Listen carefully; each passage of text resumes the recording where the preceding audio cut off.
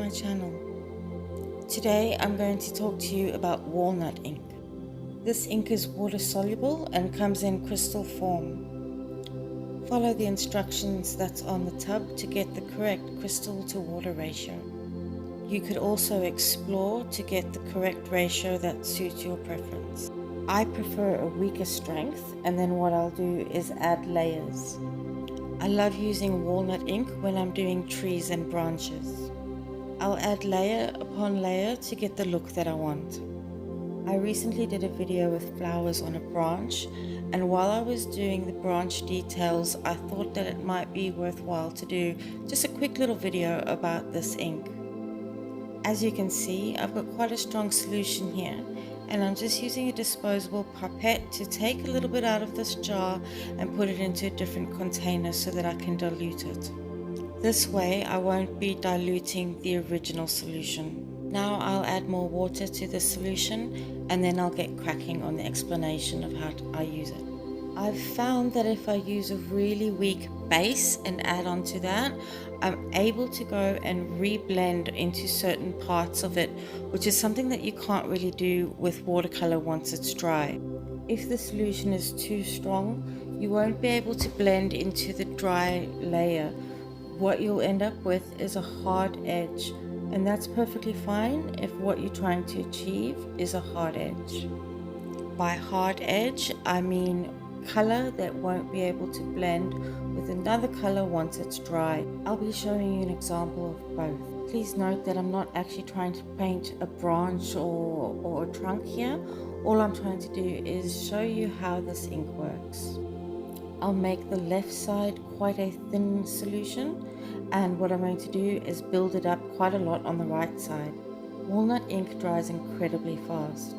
If it's drying too slow for you, you could always use a hairdryer to help it dry a little bit faster. Here you can clearly see the different tones, as in the different shades that I've laid down. It needs to be dry before we can move on to the next step.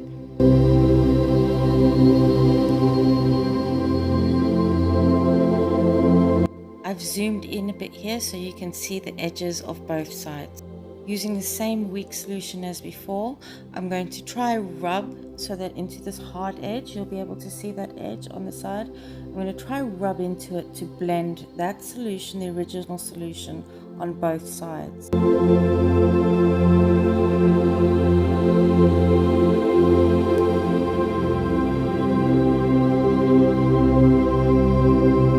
By now you should be able to see those edges and how the same weak solution is blending into them. Obviously you can rub a little bit further if you want, but it's not really necessary. And here's a close-up so you can see those edges. On the right side, the hard edge won't blend in with the new layer, whereas on the left-hand side it does. Now what I'm going to do is I'm just going to dab here and there, a little bit of a swish and a swash. I'm not trying to actually make a tree or a branch or anything. All I'm trying to do is show you how you can build up the different layers with the walnut ink to get a desired effect. I always let the one light layer dry before I add the next.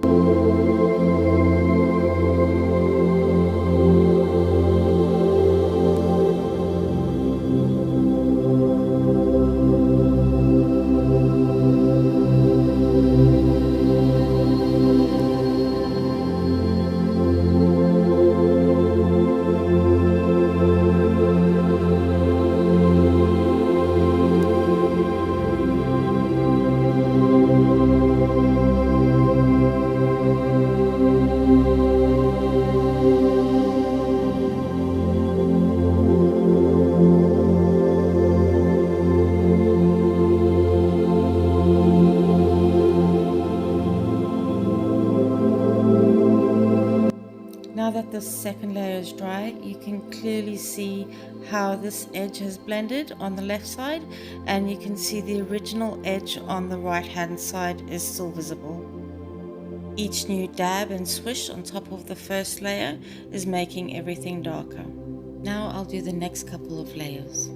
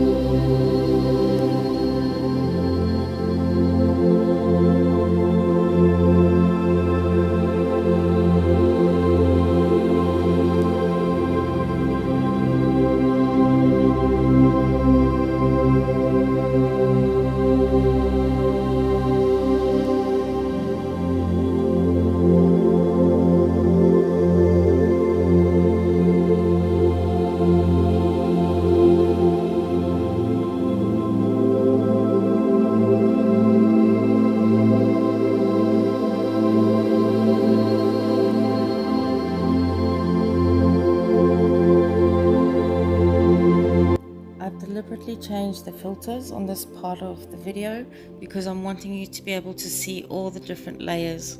This was the best filter I could find to actually show you all the details.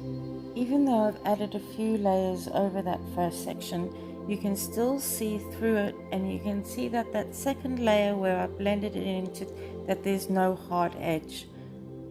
This is the branch of the video that I did, the one that gave me the idea to do the video about how I use the walnut ink when I'm making trees and branches. The full video is on my YouTube channel if you wish to watch it. Thank you so much for watching. I hope you got some value out of this video, and I hope you have a wonderful day further. Bye.